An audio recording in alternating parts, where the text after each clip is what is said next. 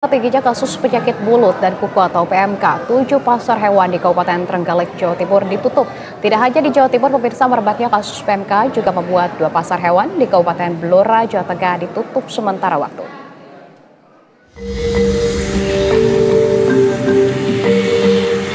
Kasus penyakit mulut dan kuku atau PMK di Kabupaten Trenggalek, Jawa Timur terus meningkat. Dari awal Desember 2024 hingga pertengahan Januari 2025, sudah 541 hewan ternak yang terserang penyakit ini. Dari ratusan kasus, 11 ekor diantaranya mati dan 5 ekor lainnya dipotong paksa. Untuk memutus mata rantai penyebaran PMK, pemerintah Kabupaten Trenggalek menutup operasional 7 pasar hewan yang ada di wilayah Trenggalek. Penutupan dilakukan mulai 14 Januari hingga batas waktu yang belum ditentukan. Lanjuti rekomendasi dari Dinas Peternakan yang merupakan kebijakan dari pemerintah Kabupaten Trenggalek bahwa dalam rangka pengendalian penularan PMK di Trenggalek, maka diimbau untuk melakukan penutupan pasar hewan.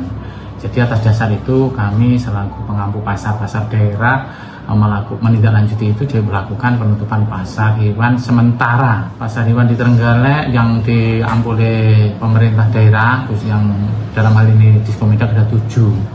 Pasar Pon, Pasar Durinan, Pasar Kampa, Pasar Tugu, Pasar Dongko, Pasar Panggul, Pasar Pule.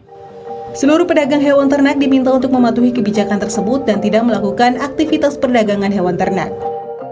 Kasus PMK ini cenderung mengalami peningkatan dari minggu ke minggu. Jadi dari mulai akhir Desember kemarin kami mencatat ada 79 kasus, ya.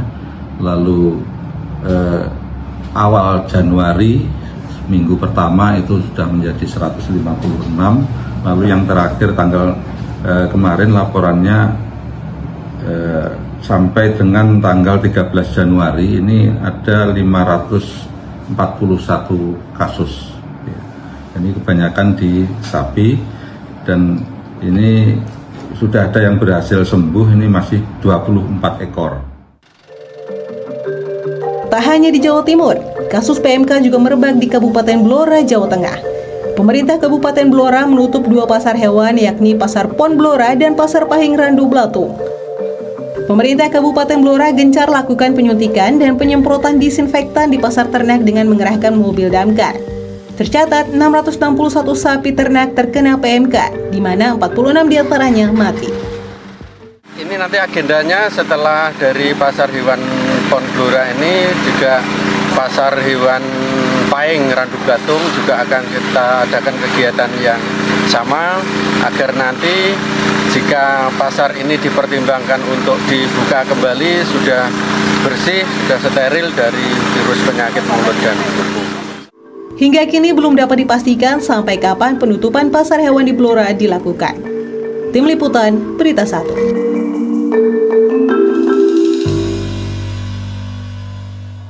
Dan pemirsa, untuk mengetahui lebih lanjut, kita sudah terhubung dengan Direktur Kesehatan Hewan, Direktorat Jenderal Peternakan dan juga Kesehatan Hewan Kementerian Pertanian. Sudah ada Pak Imron Suwadi. Selamat sore, Pak Imron.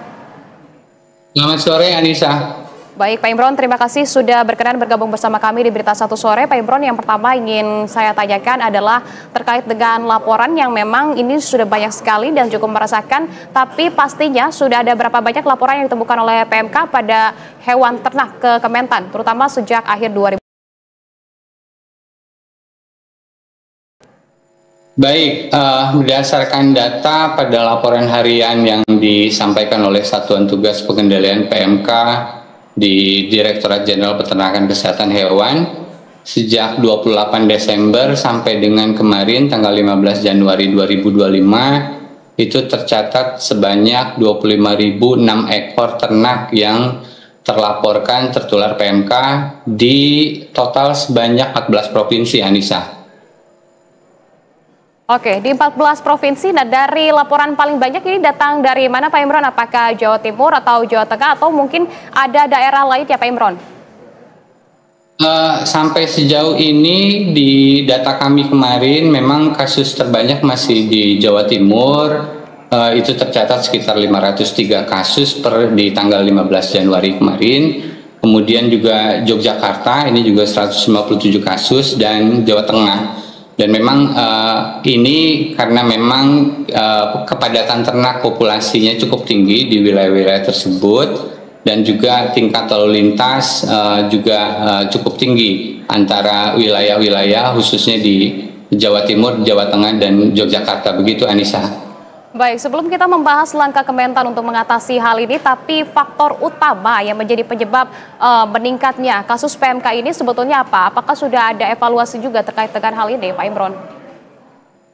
Sebetulnya kami sudah prediksi sejak awal Desember bahwa akan ada peningkatan kasus di Januari sampai dengan Maret, karena kita menganalisa beberapa data beberapa tahun sebelumnya. Siklus peningkatan kasus itu umum terjadi di bulan Januari sampai dengan Maret. Ini dikarenakan juga peningkatan kebutuhan konsumsi jelang terutama Idul Adha, Idul Fitri yang sekarang juga agak maju ya, dan di 2024 ini agak sedikit maju di minggu terakhir di bulan Desember peningkatan kasus tercatat. Dan tanggal 2 Desember lalu kami juga sudah lakukan rakor nasional untuk mengantisipasi peningkatan kasus ini. Bapak Dirjen Peternakan Kesehatan Hewan juga menyampaikan surat edaran kepada seluruh dinas yang membidangi fungsi peternakan dan kesehatan hewan di seluruh Indonesia untuk sama-sama mengantisipasi dan menyiapkan langkah-langkah untuk bisa meredam peningkatan kasus yang selalu terjadi di sekitar bulan Januari sampai dengan Maret. Dan tentu ini karena banyak faktor, diantaranya juga mungkin perubahan cuaca yang cukup ekstrim yang menurunkan daya imunitas dari ternak-ternak, yang kemudian juga lalu lintas ternak antar wilayah, terutama dari daerah-daerah yang sentra produksi ini cukup meningkat karena teman-teman yang melaksanakan kegiatan perdagangan untuk kebutuhan Idul Fitri dan Idul Adha sudah mulai menyiapkan ternak-ternaknya sejak akhir Desember, begitu, Anissa. Ya, Pak Imron, kalau disampaikan bahwa kasus ini sebetulnya sudah bisa diprediksi lebih dulu, lantas apakah angka dari 25.000 kasus yang terdata oleh Kementan ini angka yang cukup tidak begitu tinggi dibandingkan dari tahun-tahun sebelumnya? Lantas jika memang cukup tinggi, apakah tidak bisa diantisipasi sebelumnya oleh Kementan? Begini, Anissa, bahwa peningkatan kasus terjadi di akhir Desember. Dan ada satu kejadian di mana di akhir Desember tersebut peningkatan kasus melebihi standar deviasi. Untuk itu sebetulnya kami menindaklanjuti langkah-langkah di lapangan, kami menyiapkan sekitar 50.000 dosis memang khususnya di Pulau Jawa untuk bisa dilakukan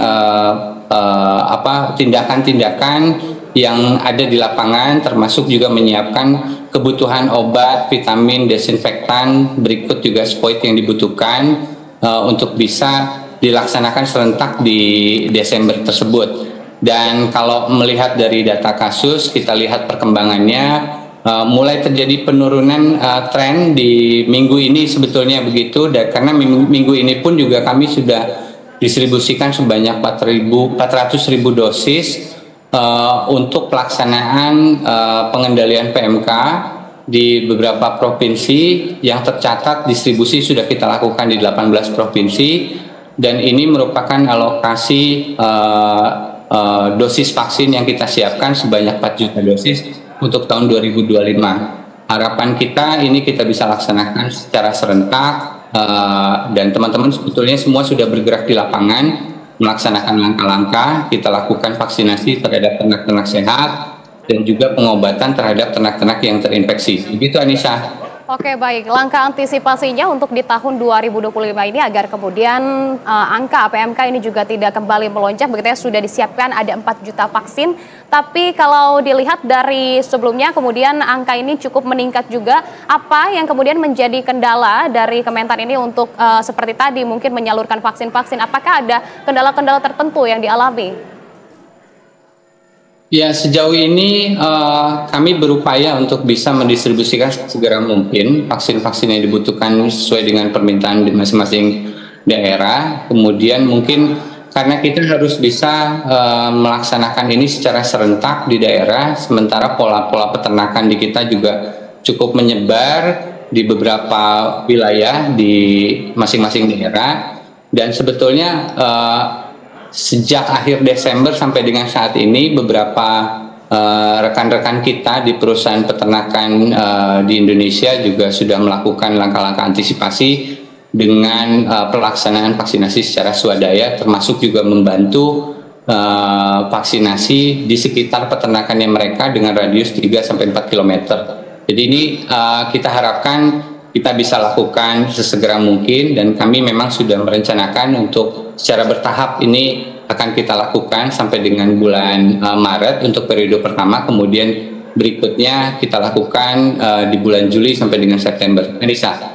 Baik, Pak Imron, tadi disampaikan juga bahwa salah satu faktornya selain daripada cuaca, perubahan cuaca begitu ya, ada juga dari lalu lintas perdagangannya sendiri. Tapi untuk upaya penanganannya mungkin pengawasan terhadap lalu lintas perdagangan hewan ternak yang teridentifikasi PMK ini antar daerah yang menjadi salah satu penyebab lonjakan kasus PMK seperti apa? Apakah sudah ada juga pengawasannya yang cukup ketat begitu?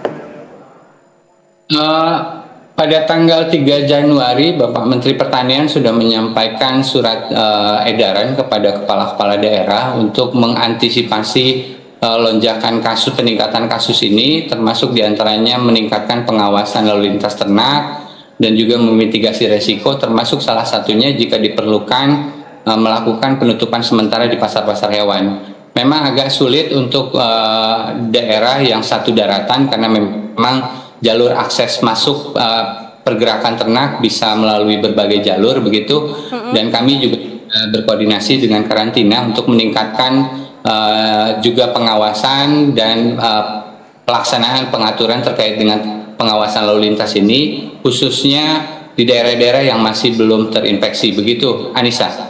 Oke, Pak Imron, terakhir ini karena memang berdampak juga pada peternak yang kemudian juga ada beberapa pasar yang tutup. Apakah ada kemudian skema kompensasi atau program pemulihan untuk daerah-daerah yang terdampak ini, Pak Imron? Begini Anissa, bahwa saat ini PMK sudah ditetapkan sebagai tertular di Indonesia. Jadi kondisi kita tidak lagi darurat seperti tahun 2022 di mana kita wabah pertama kali setelah 30 tahun bebas begitu, sehingga pada saat itu memang semua tanggung jawab ada di tingkat pusat begitu, dan untuk saat ini karena kita memang sudah ditetapkan sebagai daerah tertular atau endemik, sehingga pembagian peran dan tanggung jawab ini kita bagi antara pemerintah pusat, daerah, dan masyarakat begitu, Anissa. Baik, kalau begitu sudah ada pembagian khususnya. Kalau begitu Pak Imron, terima kasih banyak atas informasi dan juga update-nya. Pak Imron Suwadi, yakni dari Direktorat Jenderal Peternakan dan juga Kesehatan Hewan Kementerian Pertanian. Selamat sore, salam sehat selalu Pak Imron.